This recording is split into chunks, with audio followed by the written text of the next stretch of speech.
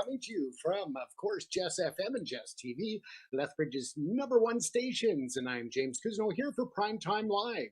Tonight, we will take a look at local headlines as well as headlines from across Canada and around the world. Following that, we will take an in-depth look at the current situation in Iran and the Middle East. As we know, the war is ramping up. And unfortunately, so are the casualty counts. We are watching that closely, as well as the other impacts and responses from around the globe. Once again, you're watching Primetime Live here on Jess FM and Jess TV, and I am James Cousineau coming to you live. Don't forget that throughout the program, you are welcome to call in and have your say, not only about the topics we are discussing on the program, but if you have other opinions or other statements that you'd like to make on the air, by all means, feel free to call in at 604 385 5093. And once again, 604 385 5093. And before we kick things off, we'd also like to send a shout out to our sponsor for this episode. Once again, it is Carry Movers Limited, Western Canada's favorite family owned and operated local and long distance service for Western Canada. You can contact Carry Movers online at www.karymovers.com. That's carrymovers.com. Thanks again for their involvement in sponsoring yet another episode here on Primetime Live. Once again, we ask that you, hold on, are we live here? And just noticed that we had a countdown click freeze on our starting menu. So again, I hope that you caught that opening. But again, if you want to call in live tonight throughout the episode, 604 385 5093. And again, we'll start off with local headlines, national headlines, and then, of course, looking around the world, and then an in-depth look at the war in Iran and what that means for the global community. Yes, once again, my hair is all over the place and I'm unshaven. And one more week until I wrap up this new series that I've been working on here in Vancouver for one of the major television networks. I can't give you more details right now due to contractual obligations to keep it quiet until the program starts. So again, coming soon, they'll watch for a new series, drama series coming up, and again, I'll be able to shave and get my hair cut after that. So I'll be looking back to normal once this show wraps. And you never know, I'm on to another series after that where I have to get it cut really short. So again, one extreme to the other, but thanks for tuning in, ladies and gentlemen. You are watching Primetime Live. Good evening. I'm James Cousineau coming to you live on Jess FM and Jess TV. Tonight is a night like no other in recent memory. We have a world on edge. We have a war reshaping the Middle East in real time, as well as markets in turmoil. And here at home, of course, Southern Alberta is dealing with its own set of important stories. We've got a packed hour ahead, so let's get right into it. Once again, thank you to our sponsor, Carry Movers Limited. You can find them online at www.karymovers.com. They are Western Canada's favorite family-owned and operated moving company for local and long distance across Western Canada. Let's start locally, ladies and gentlemen, here in Lethbridge in Southern Alberta, where an impaired driver struck a senior on 13th Street North. This happened on Monday afternoon. A 78-year-old senior remains in serious condition tonight after being struck by a vehicle at the intersection of 13th Street and 3rd Avenue North. Again, that happened Monday afternoon, and the Lethbridge Police Service says a man has been apprehended in connection with impaired driving, and that was the cause of such collision. Police urge anyone with information or dashboard footage to please come forward. Next, of course, Lethbridge housing prices are surging 14.7%. If you're shopping for a home in Lethbridge, be ready to pay more. The Alberta Real Estate Association reports the average final sale price across all housing types in Lethbridge hit $460,589 in February. That's up nearly 15% compared to the same time last year. That reflects continued demand across Southern Alberta. Now to the blue skies across Canada, or at least in Southern Alberta. WestJet has confirmed it will discontinue It's Lethbridge to Calgary service effective June the 24th, 2026. Now, of course, the city of Lethbridge has said that they are concerned about this, but they are also fielding community questions and concerns and is actively working to explore alternatives for regional air traffic. Now, as we turn to the budget 2026, $59 million is coming to Chinook Regional Hospital. Mayor Blaine Huygen is welcoming Alberta's provincial budget, which includes $59 million over 3 years for a new catheterization laboratory and expanded intensive health care capacity at Chinook Regional Hospital and Medicine Hat Regional Hospital. Lethbridge School Division also reacted positively to a $10.8 billion provincial education investment, while noting funding specifics for the division won't be known until mid-March. It is exciting news. Now, in terms of sports, yes, the Lethbridge Sports Hall of Fame announced the 2026 inductees. Celebrate with Southern Alberta's finest. The Lethbridge Sports Hall of Fame has announced its 2026 inductees and Kinsman Sportsperson of the Year. The formal induction ceremonies will take place May the 8th at Lethbridge Trade and Convention Center. Tune in for more on that. And of course, nationally, PM Carney continues his Pacific trade blitz amid U.S. tariff pressure. Prime Minister Mark Carney is in Tokyo today, wrapping up an Indo-Pacific trade mission that has included stops in India, Australia, and Japan. The trip is aimed at diversifying Canadian exports away from the United States, where tariffs on Canadian goods now sit at 35%. Carney also secured a $2.6 billion uranium supply deal with India this week.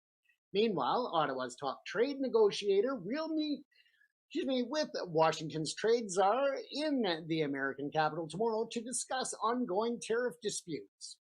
Now, U.S. tariffs are costing Canadian households nearly $2,000 per year. So if you were curious as to how it's affecting us, well, that is a new analysis that suggests Canadian households are absorbing an estimated $1,700 to $2,000 in additional annual cost due to, of course, the U.S.-Canada trade war.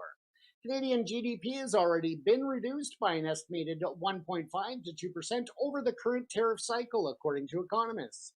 Auto production dropped 5.4% last year, and further declines are expected this year in 2026. Canada is also exploring new trade bloc with the EU and, of course, Pacific partners. Canada is playing a lead role in talks to build a new multilateral trade alliance linking European Union members with countries of the Comprehensive and Progressive Agreement for Trans-Pacific Partnership, better known as the CPTPP. Yes, a whole bunch of letters that probably will amount to not much. But we'll keep our eyes on it. Prime Minister Mark Carney says that Canada is uniquely positioned to help broker a bridge between the two blocs. So again, we'll have to watch and see how that plays out, but hopefully good news considering the trade war with the U.S. Any new trade deals in the European Union definitely could benefit us well. Now, of course, we are looking at day 6. The U.S.-Israeli war on Iran is escalating. Tonight, the war between the United States and Israel against Iran has entered its 6th day with no end in sight. The death toll in Iran has reportedly topped 1,230 with over 6,000 wounded. 6 American service members have been confirmed killed. Iran, meanwhile, has fired over 500 ballistic missiles and nearly 2,000 drones since the conflict began February the 28th. They've been targeting U.S. bases and Gulf state territories. We have a full in-depth report on this conflict coming up right after our top stories. Now, of course, we have to look as well at this conflict in the global oil price surge, and the Strait of Hormuz is in crisis. The Strait of Hormuz, through which roughly 20% of the world's daily oil supply passes, has ground to a near standstill. Brent crude oil has surged 10%, reaching $83 per barrel. Analysts warn prices could hit $120 per barrel or higher if the disruption persists. More on the economic fallout again in our in-depth report, but it should be noted that at this time it looks like the Strait of Hormuz has been shut down to all traffic except for that of Pakistan, China, and I believe Russia was the third one. Anybody that's been helping Iran in terms of supporting during the crisis, they are getting a pass through the strait. However, they are threatening any other countries that are trying to get shipments of oil or anything else through the Strait of Hormuz will be set ablaze. So again, threats are continuing. Now, of course, once again, thanks again to Carry Movers for their sponsorship of this episode. You can find them online at www.carrymovers.com. That's K-A-R-Y movers.com. Welcome back to Primetime Live. We didn't really take a break, but we'll call it that. Now, what you're about to hear over the next 45 minutes, or give or take, is one of the most important reports that we've ever produced on this broadcast. The world changed since last Saturday, February the 28th. The United States and Israel have launched a sweeping military campaign against Iran, killing the supreme leader of the Islamic Republic, triggering missile strikes across the Middle East. Now, this has also ignited a conflict that has already sent global oil prices soaring and has drawn in nations from Russia to Qatar to Ukraine. Tonight, we are going to go deep to the history, the current battlefield, and the global economic consequences, as well as the possible roads forward. Let's begin at the beginning, ladies and gentlemen, and that's the roots of the conflict, Iran, Israel, and the United States through history. To understand this war, we have to go back nearly half a century. In 1979, Iran's Islamic Revolution overturned the US-backed Shah and brought Ayatollah Ruhollah Khomeini to power almost immediately. 52 American diplomats were taken hostage at the U.S. Embassy in Tehran, held for 444 days. That moment shattered the relationship between Washington and Tehran. It also sowed the seeds of decades of hostilities that persist to this very day. Throughout the 1980s, Iran fought a brutal 8-year war with Iraq, a conflict in which the United States quietly supported Iraqi leader Saddam Hussein, and we know how that turned out. Iran never forgot. Meanwhile, Iran began developing ties with militant groups across the region, including Hezbollah in Lebanon, Hamas in Gaza, the Houthi rebels in Yemen, and various militias in Iraq and Syria, building what analysts came to call the axis of resistance. This network was designed to project Iranian power without direct confrontation.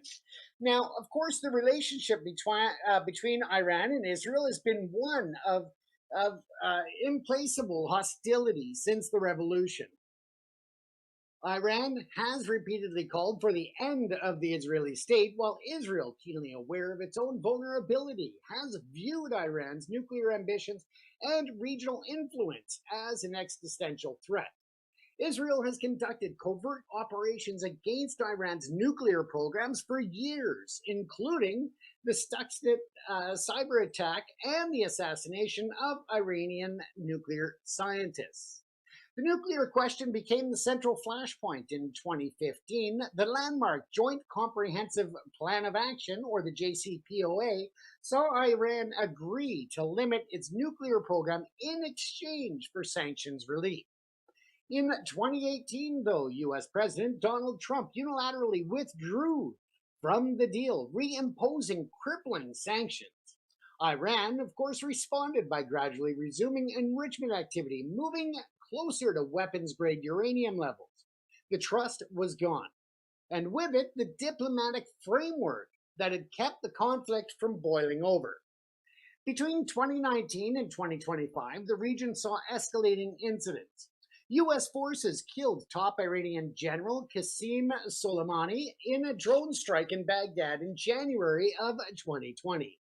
Iran fired missiles at U.S. bases in Iraq in retaliation. There were tanker seizures in the Strait of Hormuz, cyber attacks, drone strikes, and a continuous shadow war fought through the proxies. A 12-day conflict in June of 2025 began between Israel and Iran, involving airstrikes on nuclear facilities. This further shredded any remaining diplomatic channels. Nuclear talks in Geneva in early February 2026 collapsed when the U.S. demanding a complete halt to all Iranian enrichment activity, a demand Iran flatly rejected. However, it should also be noted that Iran did agree to substantial reductions in the enrichment of the uranium, dropping it to about a 1.5 level. And of course, when you look at it, you need to jump up to about 95 in order for it to be weapons grade. So absolutely no risk there. And they also agreed to a 3-year stay on that, so that this way there'd be no increases, and they were able to offer that stability. But the U.S. walked out of those negotiations, even though they were making tremendous progress and were very close to finding a deal that really came back to the U.S., giving them more than what they had originally in the last nuclear arrangement and agreement that was in place, that Trump, of course, ripped up, now created a crisis, and next he'll be trying to get a Nobel Peace Prize for ending the war when it does finally end. But let's jump on to Operation Epic Fury and the war beginning. At 2:30 in the morning Eastern Time on Saturday, February the 28th, 2026, U.S. President Donald Trump posted an 8-minute video message on Truth Social. Now, the purpose of the U.S. strikes in Iran, he said, were effectively regime change. Within hours, the world saw why. The United States and Israel launched a coordinated campaign dubbed Operation Epic Fury. They were targeting Iran's military leadership, their nuclear program, air defense systems, naval forces, and command infrastructure simultaneously. The opening strike targeted the leadership house, of course, that compound in Tehran, and within hours, Iranian state television announced the death of Supreme Leader Ayatollah Ali Khamenei. Now, he had ruled Iran for over 3 decades, and he was killed by airstrikes on his office. An Iranian state broadcaster delivered the news in tears, and mourners flooded public squares in Tehran. The scale of the operation was staggering. The U.S. Central Command confirmed that the American forces had struck nearly 2,000 targets in Iran the first 3 days alone. Israel launched simultaneous wave after wave of strikes, establishing what U.S. and Western officials called air supremacy over Iranian territory. Defense Secretary Pete Hegseth told reporters Iranian leaders would be looking up and seeing only us and Israeli air power every minute of every day until we decide it's over, and Iran will be able to do nothing about it. Iran was not without retaliation, however. By March the 5th, day 6 of the conflict, Iran had fired over 500 ballistic missiles and nearly 2,000 drones at Israeli targets and U.S. military bases across the region. Iran's Revolutionary Guard announced it had launched attacks on at least 27 American bases in the Middle East. A U.S. submarine sank a U.S. submarine sank an Iranian frigate in the Indian Ocean off the coast of Sri Lanka. Kurdish armed groups launched a ground offensive in northwestern Iran. The battlefield was enormous and growing. Now, let's jump back for a moment to this submarine that sank the frigate in the Indian Ocean off the coast of Sri Lanka. The U.S. did target this frigate. The frigate was unarmed. It did not carry weapons. It was actually out at the invitation of another foreign government to be involved in international practice and training exercises. They were, again, no weapons on board this vessel, and the U.S. was fully aware of this. They shot at an unarmed vessel. Not only that, when the vessel did sink, there were a lot of people that were out in the water, drowning, actively dying, and the U.S. chose not to rescue them, which is in contravention of international law and war time law. So the U.S. again looking at more accusations of war crimes, if not this straight out murder. And that should be a big concern to the international community, that not only has the U.S. launched this war without congressional authorization and authority, but they are committing war crimes at the same time. No different than blowing these fishing vessels out of the water in the Caribbean. This is what Hegseth and what Trump are doing, and it should be stopped at all costs. The U.S. And Israel need to be held accountable for these war crimes. And with that in mind, of course, we also know that bombs did strike, or missile strikes did land in a girls' elementary school, causing the death of over 100 school children. That should be the biggest outrage of all, and yet they seem to be just pushing it in the news cycle down to the bottom of mainstream media's concerns, and that needs to stop. People need to stand up and shout from the rooftops that these types of atrocities cannot be allowed by what's described as a democratic society that functions under the rule of law. And that is where the U.S. is at, committing atrocities, not only against foreign military members who were unarmed and then let them drown while they watched. They also are targeting schools. And that was, there was rumors that this was a failed launch of an Iranian missile. However, all of the analysis that's been done by all of the different agencies and international people who are specialists in this field have confirmed it was a double tap strike. So it was not an accidental mislaunch of a missile. It was missile strikes by Israel and or the United States. Now, of course, we know that the human toll has been severe. Iranian state media has reported over 1,230 people killed in Iran, including, of course, the supreme leader and his wife, Mansouri Khojasta Beg Erizada. And I'm sorry, I probably just butchered that name. My apologies. But 6 U.S. service members have also been confirmed killed, and 77 people have died in Lebanon from Israeli strikes. Casualties have been reported in Kuwait, the UAE, Qatar, and of course, Saudi Arabia. The World Health Organization has identified 13 Iranian health infrastructure sites that have been struck during the conflict. With those 6 service members, let's go back to that again for a second. When you look at the U.S. news cycle, they're trying to bury that as well.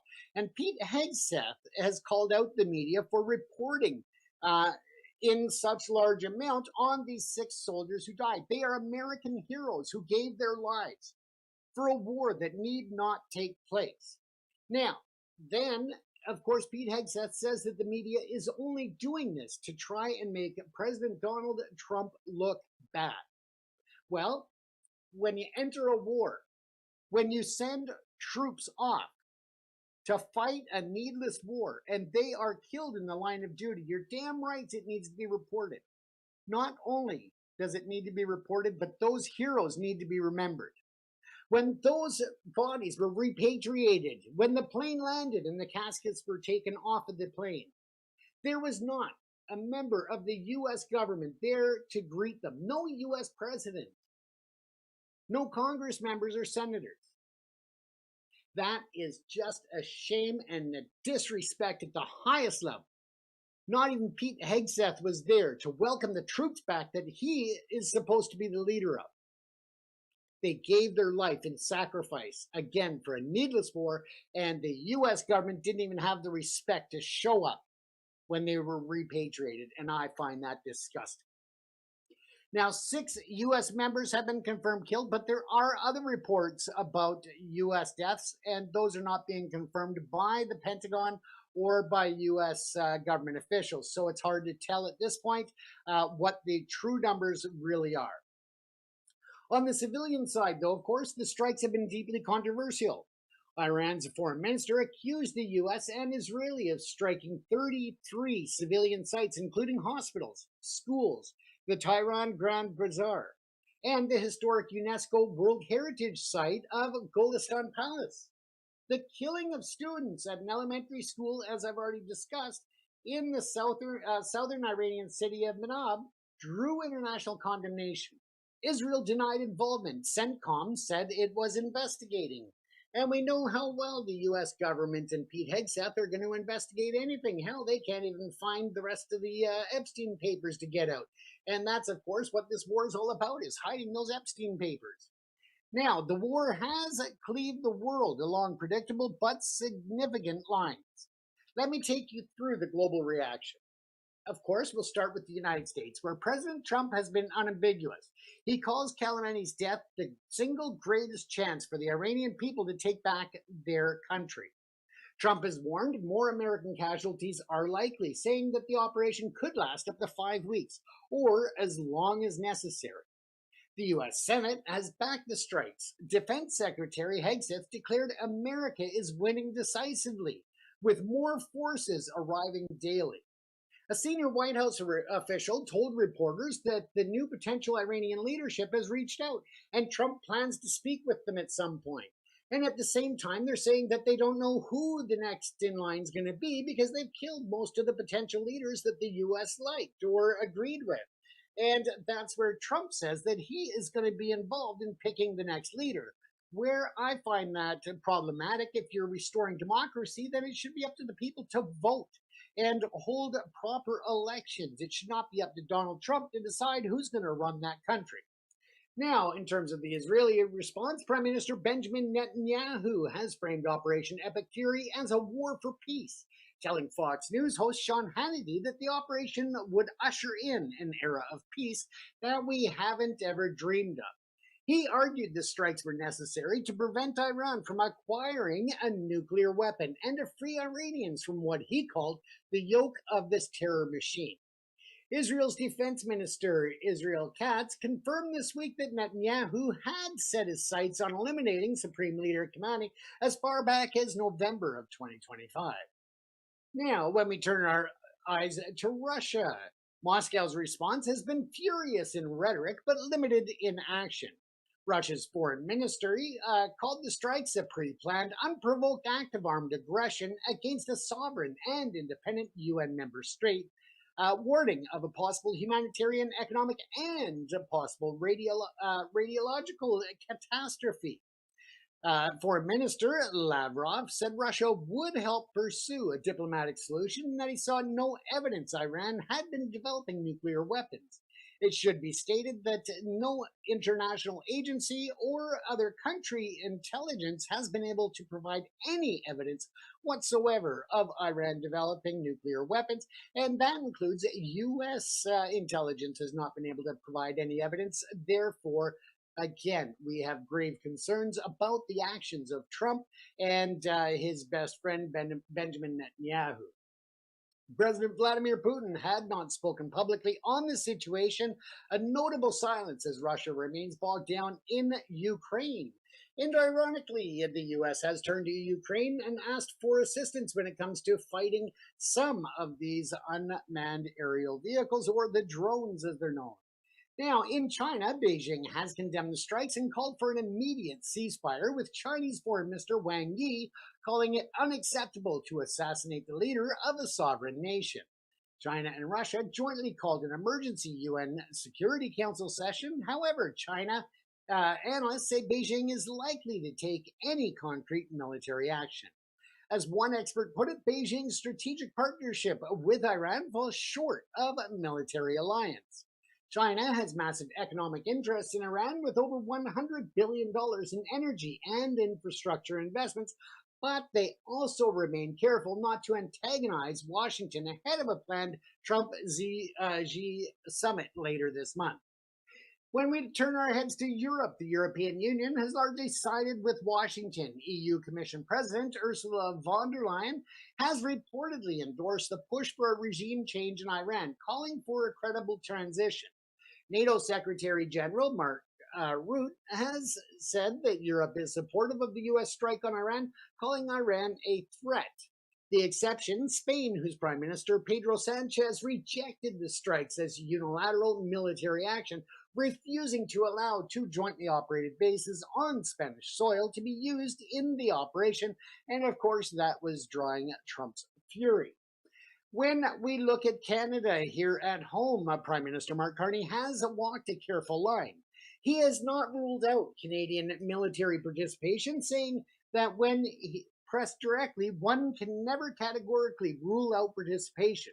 At the same time, Carney has said the U.S. Israeli strikes are inconsistent with international law. Canada is listed among the countries that have the least partially supported, or at least in part supported, the operation. Tonight, Carney is on a trade mission in Tokyo, a reminder that Canada is simultaneously managing a fraught relationship with the very U.S. ally conducting this war. Ukraine, again, in a notable alignment, Ukrainian President Vladimir Zelensky endorsed the U.S. strikes, calling it important that the United States is acting decisively. He noted that Iran had supplied Russia and other areas with the Shahid drones used to strike Ukrainian cities over 57,000 times. Zelensky has offered Ukrainian drone expertise to Gulf states defending against Iranian aerial attacks. Now, when we look at the Gulf states, Saudi Arabia, Qatar, Kuwait, and the UAE, in addition to Bahrain, have been caught in the crossfire. Literally. Iran has targeted all of them with missiles and drones, hitting Saudi oil infrastructure, striking Qatar's LNG facilities, and causing casualties in Kuwait and the UAE. In a joint statement, the Gulf states vowed to stand united in defense of our citizens' sovereignty and territory. Qatar has suspended all flight operations and all schools have moved to remote learning. Beyond the battlefield, though, folks, this war is going to push economic shockwaves from oil, gas, and the global markets. And, of course, it's already reverberating through the global economy in ways that will affect every household, including yours here in Lethbridge. The Strait of Hormuz, is the world's most critical energy choke point. Every day, approximately 20 million barrels of crude oil and petroleum products pass through this narrow waterway between Iran and Oman, roughly 20% of all petroleum consumed globally, and more than a quarter of the world's seaborne oil trade. In practical terms, if the strait closes, the global economy feels it immediately and painfully. I'm just going to bring up a screen for you here, ladies and gentlemen, and give you a map and just show you what we're looking at in terms of the Strait of Hormuz. So just one moment here, and we'll take a look at where the shipping points are, where choke points are, and then we'll take a look at another slide as well. As you can see in the background here, folks, we've got some live feeds coming in from various points. Beirut and Doha, as well as right behind us, you can see we've got Tel Aviv there as well. So we'll just kind of watch those as we go, but at this point, it's fairly quiet on those screens. So again, let's take a look at the maps when it comes to the oil choke points and the Strait of Hormuz. So let's take a look here. You can see here that, let's zoom in a bit here. So here is the strait as we see it. Now, of course, right now, Iran has closed essentially all of the waterborne traffic through the strait, except for that of China. I believe it was China, Pakistan, India, and Russia, but I would have to double check that. Regardless, though, they have picked several states that are allowed to transport through, given their support of Iran. The rest of the world is not to send any shipments of oil or other contents through the Strait of Hormuz. And if they do, Iran is threatening to set them ablaze. So something very important. So you can see where Qatar, you have the UAE. Let's zoom out here so you can see that. Bahrain, Kuwait, Iraq. So you can see how important this route is for the shipping of oil to the international markets. Again, very important. You can see right here, it shows you the refineries. So if you look at the map once again, those white spots are the refineries that need to ship.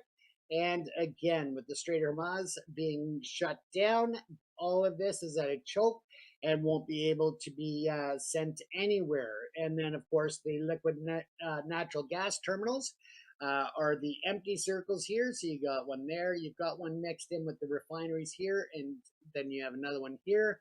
And again, showing you the importance of the Strait of Hormuz, and that is a crucial passage for the oil and gas transport to the international markets.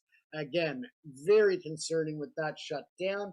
Now let's take a look at the range of Iran's ballistic missiles, because that again is of big concern as we talk about not only the Strait of Hormuz and the Middle East, but of course with this war as well. Because as we know, the U.S. has bases, or at least has access to use bases throughout various points in the United Arab Emirates, Qatar, and other points within the Middle East. So let's take a look at where Iran has the ability to strike. So here you're looking at various ranges for missiles. Now, if you watch down on the left, at the bottom left, you can see your ranges here.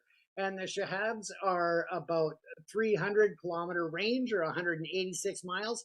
The Fatahs are 300 to 500 kilometers. And then if you look down, the Shahabs are about a range of 310 miles. And again, you can see as we slowly work our way out to the outer areas here. So again, you can go right down to the Shahab 3, and those are a 2,000 kilometer or 1,242 mile radius. And that is from the Defense Intelligence Agency, that information. So as you can see, most of the Middle East within the outer limits here, the Shahibs and the Qiyams, you have a very big area in which they can strike the various regions. Of course, they're not going to go after India, China, or Russia, but over on the other side, you have all of these Middle Eastern countries that are all at risk. So again, you can see where that is from Iran. They can target not only the U.S. bases, but of course civilian or other military infrastructure throughout the Middle East by utilizing those different missiles and attack methods that have the different ranges. Now, as we continue, I'm just going to bring up one more slide before we get back to our story here, as a part of the story regardless. And that, of course, are the death counts that we have. So again, we're going to take a look at this in terms of the numbers. So let's bring that screen up. Now, as you can see, in Israel, 11 have been reportedly killed and 120 wounded. In Syria, 4 killed and 4 wounded. Iraq, reportedly 2 killed and 5 wounded. And again, this is in different regions. So again, we are looking at this, but there are much more updated counts as well. As you can see down there at the bottom, it's claiming only 3 servicemen were killed from the U.S., but actually, in fact, it's been 6 that we know of, and there may be more that are unofficial or not being reported by the U.S. In Iran, 555 killed, 747 wounded. We know that that number is now up over 1,200 for those killed, but again, this just gives you a general idea as to where the targeting is. In Kuwait, 1 killed, 32 wounded. 1 killed and 4 wounded in Bahrain. Lebanon, 52 killed and 154 wounded. So again, these are just various numbers that were as of several days ago. I haven't been able to get the current numbers. So again, this was as of March the 3rd at 7:50 GMT. So again, forgive me that I don't have today's exact numbers, but we know it's up over 1,200 for deaths in Iran. And again, we'll keep reporting on this throughout the week. Now, of course, once again, ladies and gentlemen, before we get back to our main part of the show here, or the deep dive here, I just once again wanted to remind you that you're watching Primetime Live here on Jess FM and Jess TV. Of course, I am your host, James Cousineau, coming to you from Lethbridge's #1 station, Jess FM. You can find us online if you haven't already, or if you're finding us on Roku or Apple TV or any of the other platforms, don't forget that you can just go jessfm.ca, find us and stream us live on the internet right on the Jess FM website. So again, jessfm.ca. Don't forget to bookmark the page, and don't forget to share the program with others so they can join us every Thursday night at 8 p.m. Mountain Standard Time.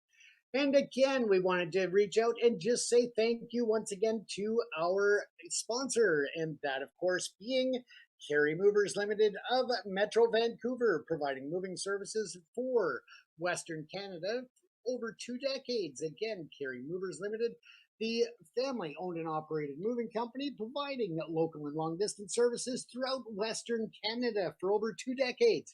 Find them online at www.karymovers.com, your trusted moving partner across Canada. Carry Movers. Once again, www.karymovers.com. Thanks again for them sponsoring another episode of Primetime Live here on Jess FM. Now, let's get back to the program, ladies and gentlemen. We are running out of time here, so we'll just continue on as we are. Now, as I was stating, we are looking at this as of today and beyond the battlefield, that the war is already reverberating through the global economy in ways that will affect every household. The Strait of Hormuz is the world's most critical choke point. As we just looked at the maps, and I showed you how important that is, not only for Iranian shipments but other shipments coming out of the Middle East. As of today, as I said, the Strait has effectively ceased to function for most of the world. An Iranian Revolutionary Guard commander declared that the strait is closed. Insurance premiums for tankers attempting to transit have reached levels that make commercial operation economically unviable for most shippers.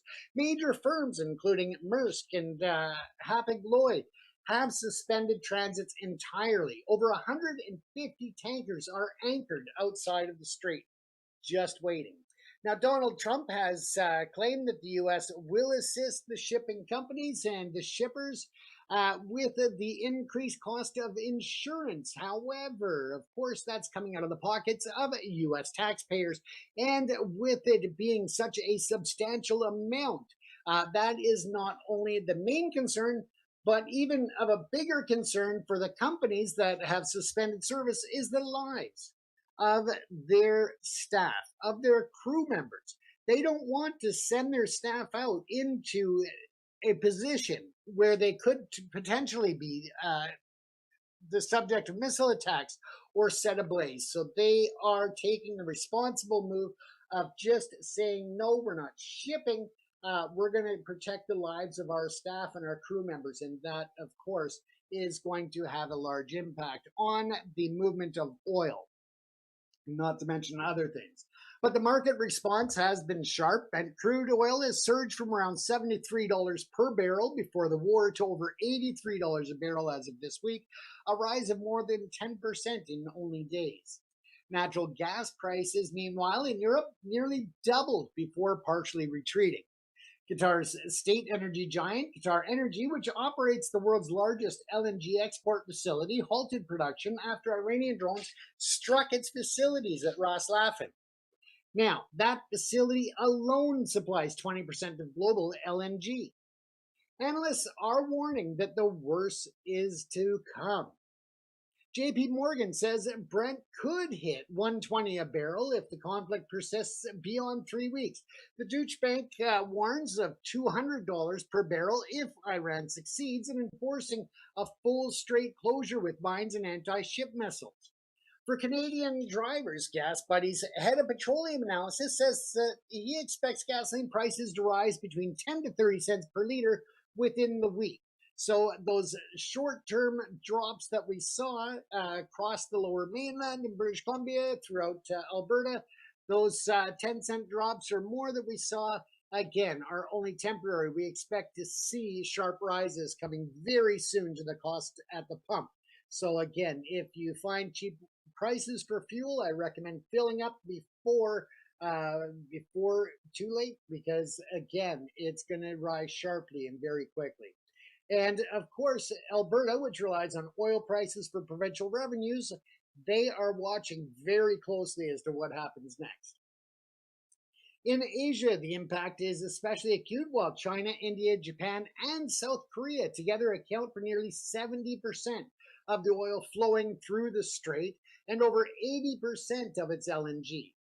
India is already warning of a significant hit to its oil reserves, potential inflation spikes, and supply chain disruptions for China, which imports heavily from the Gulf and has over $100 billion invested in Iran. The conflict threatens both its energy security and its Belt and Road Initiative infrastructure. In Europe, meanwhile, natural gas prices spiked to over 60 euros per megawatt hour. That is nearly double pre war levels. Before partially recovering to around 48 euros, about 14% of Europe's LNG comes from Qatar, and with Qatari facilities offline, the continent is scrambling to source alternatives. Stock markets across Asia, Europe, and North America have pulled back, with investors flooding into gold, the Japanese yen, and other safe haven assets. Now, for Lethbridge and Alberta broadly, this is a complicated picture. Higher global oil prices are generally good news for Canadian oil producers and Alberta's resource revenues. But the broader economic uncertainty, rising inflation, tariff pressures already squeezing American households, and potential global recession risk that could more than offset any gains that are seen within the Canadian energy markets. Now, the question is, how did we get here? What was the road to the war in 2026? Well, the seeds of this war were planted in the months leading up to February the 28th.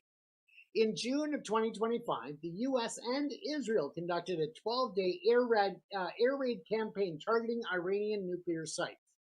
That was a prelude that degraded some of Iran's defenses but failed to provide a diplomatic resolution. Iran accelerated its enrichment program in response, according to US sources, who are not able to provide evidence, and neither are other international organizations. In October of 2025, the United Kingdom, Germany, and France triggered the so-called snapback mechanism under the 2015 nuclear deal, reimposing UN sanctions on Iran. Iran called it a violation of the agreement. The already strained relationship deteriorated further. In November of 2025, according to the Israeli Defense Minister Katz, Prime Minister Netanyahu set his sights on the ultimate objective: the assassination of Supreme Leader Ali Khamenei. Planning for a broader operation accelerated. Israel had originally planned to strike Iran in mid-2026, but the collapse of nuclear talks in February, where Washington demanded a complete halt to all enrichment, something that Iran flatly refused, became the trigger. On February the 28th, 2026, at 2:30 a.m. Eastern Time, Operation Epic Fury began. Now, what happens next? What are the scenarios for the road ahead? Those are important questions that we need to look at. Now, of course, we're going to turn to the critical question: where does this go from here? There are essentially three scenarios playing out, and the world is watching to see which one of these three materializes. Scenario one: a short war with a regime collapse. This is the most optimistic scenario for Washington and Jerusalem, is that Iran's military capabilities are so degraded by the ongoing strikes that the Islamic Republic collapses from within. Iranians in the diaspora have already held celebration rallies worldwide. Reza Pahlavi, son of the late Shah, says that he is ready to lead a transitional government. Kurdish armed groups are already moving on the ground in northwestern Iran. Trump has hinted that the new Iranian leadership figures have indicated a willingness to talk. If the scenario unfolds, expect US and Israeli forces to de-escalate quickly and attempt to position a pro-Western transitional government in Tehran. The outcome, of course, would reshape the entire Middle East, but also let it be known that there are others in the Middle East, in Iran, who state that they have not reached out to the US government and they are not ready to talk. They are not talking about a ceasefire. So again, very important to watch what rhetoric is coming from what side of the issue. Let's look at scenario two, ladies and gentlemen. That is the prolonged stalemate. This is the middle scenario, and perhaps the most likely. It involves a war that lasts several weeks. Iran lacks the capability to push the US and Israel back, but the Islamic Republic proves more resilient than anticipated. And that's with irregular forces, decentralized command structures, and a deeply committed ideological core continuing the fight. Sounds like kind of like what Vladimir Zelensky got himself into when he thought that he could walk into Ukraine and take it within days. and he found out that it was not as he thought. Now, the Strait of Hormuz remains effectively closed for weeks. That's going to drive oil prices to triple digits. Global recession risk rises sharply, and international pressure led by China and Russia mounts for a negotiated ceasefire. Eventually, a diplomatic framework emerges from Qatar or Oman's mediation. Again, that's scenario 2. Let's look at scenario 3, where there's regional conflagration. Now, the most dangerous scenario involves escalation beyond Iran's borders. Hezbollah in Lebanon, Houthi forces in Yemen, and of course Iran-backed militias in Iraq could all intensify operations dramatically. If Iranian missiles succeed in causing mass casualties in Israel, or if a U.S. aircraft carrier is struck, or if Iranian mines close the strait completely for weeks, the economic and military pressure to escalate further becomes overwhelming. Turkey has already experienced an Iranian missile landing on its territory, triggering NATO's Article 4 discussions. Spain has refused base access to the U.S. The alliance shows cracks. China and Russia, while they're unlikely to intervene militarily, could begin supplying Iran with advanced weapon systems. The scenario risks a wider great power confrontation. There's also rumor that China has already been flying some military aid into and weapons materials into Iran, but we don't know, we don't have that confirmation. The International Atomic Energy Agency has confirmed something significant in all of this, and that is as of March the 2nd, there is no indication that Iran's nuclear installations were damaged by the strikes. Very important to note. Also, the IAEA has confirmed Iran does not have a functional nuclear weapon program. Critics of the operation, including from the European Journal of International Law and the European Council on Foreign Relations, have called the strikes illegal under international law, an act of imperialism, and a dangerous precedent for preemptive warfare. We know the different excuses that Trump has used in Pete Hegseth and Bargain Basement Barbie at the press office. We know what they've said, but that story keeps changing. Just today alone, Donald Trump said that the war was started because he had a hunch, he had a feeling, a gut feeling he had that Iran might strike. So again, it's gone from the nuclear excuse to now Donald Trump having probably indigestion, but saying that he had a feeling in his gut that Iran was going to strike. And that's why he wanted to take the war first and be preemptive. Again, very big concerns with this. The Atlantic Council has warned that the temptation of regime change in Iran carries enormous risk. The U.S. has attempted regime changes before, in Iraq, in Libya, in Afghanistan, and each produced prolonged instability. The question for policymakers in Washington and Jerusalem is not only whether they can win the war, they appear to be winning militarily, but whether they can manage what comes after, and if there's even a plan for what comes after. Now we take a look at what it means and our Canadian stake in this conflict. For Canadians and Albertans specifically, the conflict has real and tangible consequences beyond the evening news. Canada is listed among the countries that have offered at least partial support to the U.S.-Israeli operation. Prime Minister Mark Carney has not ruled out military involvement, and Canada's economic fate remains closely tied to the United States, the very country at the center of this war. Rising oil prices, again, may temporarily boost Alberta's resource sector, but the global recession materializes if oil markets spike to $120 or $150 per barrel and then collapse in a demand shock. Alberta would feel that too. The tariff war with Washington was already squeezing Canadian households. Adding an energy price shock on top of that compounds the pain. For Canadian forces, the question of involvement, however diplomatically phrased, is real. Canada has military assets and relationships throughout that region. The Canadian Armed Forces operate in the Middle East under various multinational frameworks. Any escalation could put Canadian personnel into harm's way, even without a formal declaration of involvement. And for Canadians watching events in the Middle East through the lens of their own values, the civilian casualties, the questions of the international law, the risk of a wider war. This is a moment that demands engagement, awareness, clear thinking. That precisely is what tonight's broadcast has aimed to provide. Once again, school children have died.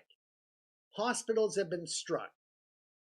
It is a shame as to what is being allowed to take place within the borders of Iran and the Middle East in general. Let's not forget also, ladies and gentlemen, that it also brings with it severe risks of extremists who are in Western nations to act out, to move forward with attacks on domestic soil here and in the US and in the UK and in the EU and elsewhere. This is, of course, a major concern for everybody.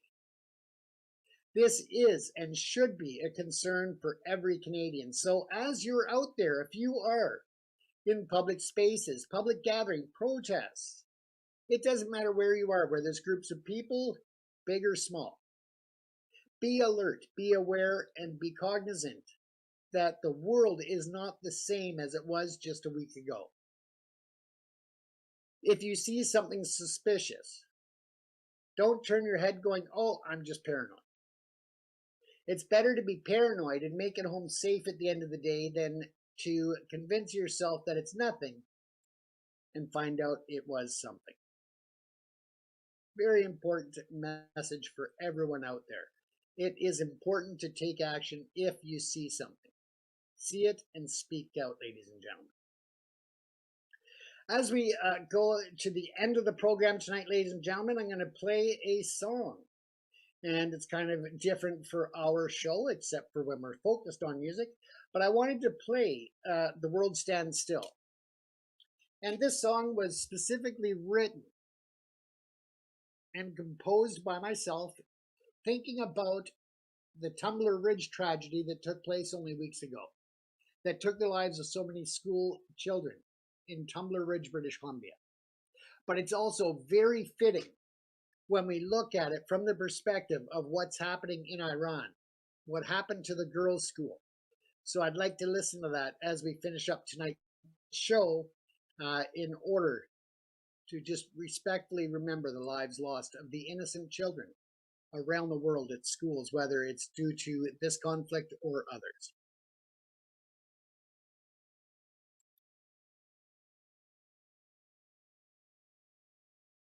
I'm just going to get that played for you.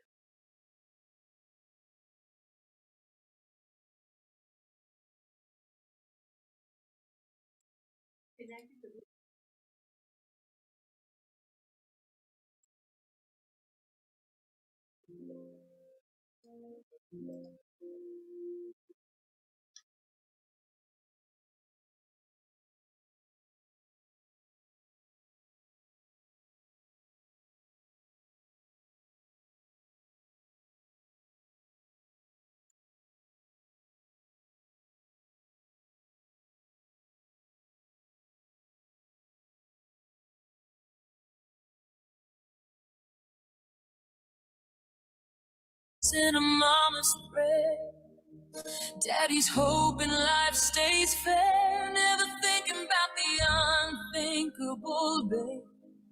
When the laughter could be taken away, time moves fast till the world stands still. One moment changes everything you feel. Numbers, angels in the schoolyard, names written on our hearts, little voices in the silence, tearing us apart.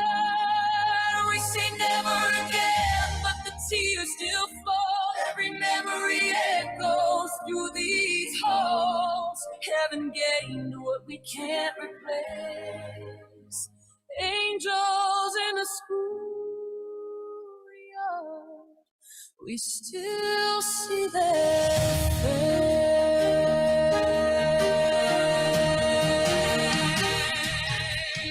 Candles burning on the sidewalk stone, flowers laid where they used to roam.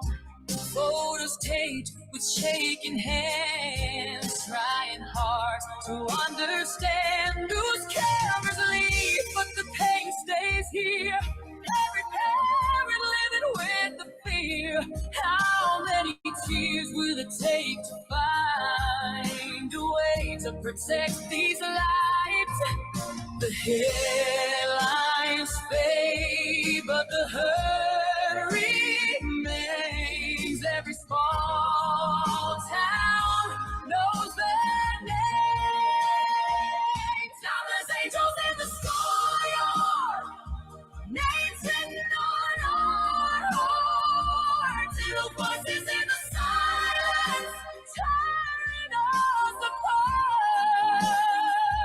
We say never again, but the tears still fall. Every memory echoes through these halls. Heaven gained what we can't replace.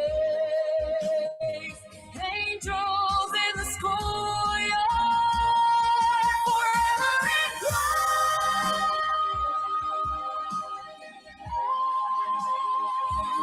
We say unto Lord, we pray they come home. Now the whole world's singing this song. Now there's angels in the schoolyard, watching from above.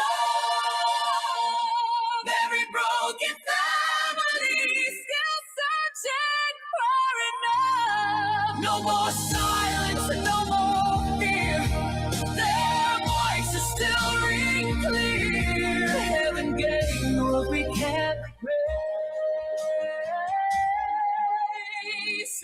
Angels in the schoolyard, forever in grace.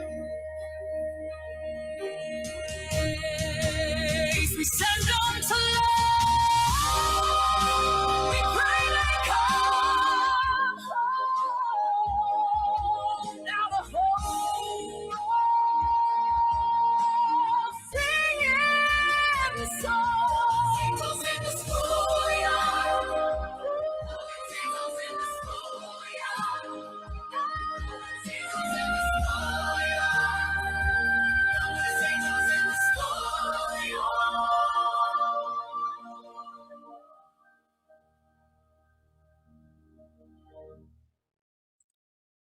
So again, ladies and gentlemen, we just wanted to play that in memory of the lives lost in schools around the world, not just here in British Columbia, not just in Iran, but anywhere in the world where children are being needlessly taken from their families at schools and places where they should be safe.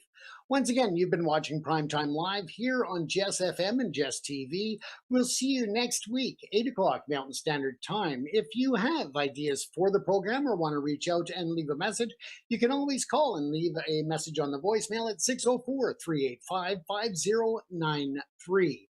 Thanks again for tuning in. Thanks to Jessie back at the studio for streaming us through all of the technical ends. And we'll see you again next week. Stay safe, folks. Stay engaged, and make sure that you pay attention to what's going on around you. Thanks for tuning in.